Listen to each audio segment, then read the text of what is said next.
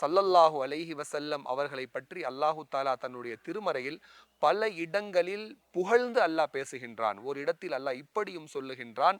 அறிமுகப்படுத்தும் போதே ஸல்லல்லாஹு அலைஹி வஸல்லம் அவர்களை அல்லாஹ் இவ்வாறு கூறுகின்றான்.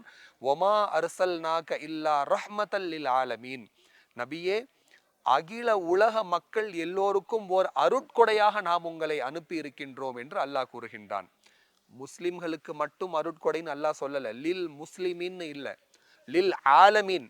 உலக மக்கள் யார் யாரெல்லாம் இருக்கிறாங்களோ எல்லா உலக மக்களுக்கும் அருட்கொடையாக நபியே உங்களை நான் அனுப்பி இருக்கின்றேன் என்று அல்லாஹ் கூறுகின்றான்.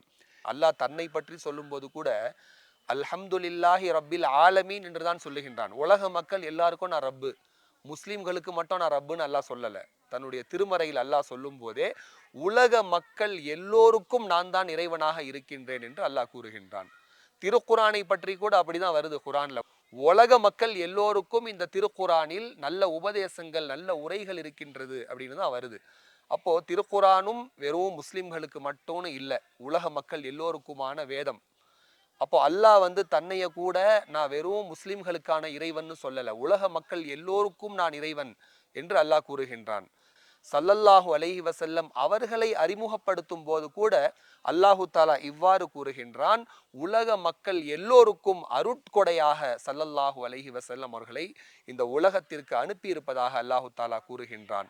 இன்னொரு வசனத்தில் இன்னக லஅலா ஹுலுகின் அதீம். நபியே, எல்லா நற்குணங்களுக்கும் நீங்கள் சொந்தக்காரர் என்று அல்லாஹ் நபி ஸல்லல்லாஹு அலைஹி வஸல்லம் அவர்களை புகழ்ந்து பாராட்டி பேசக்கூடிய ஏராளமான வசனங்கள்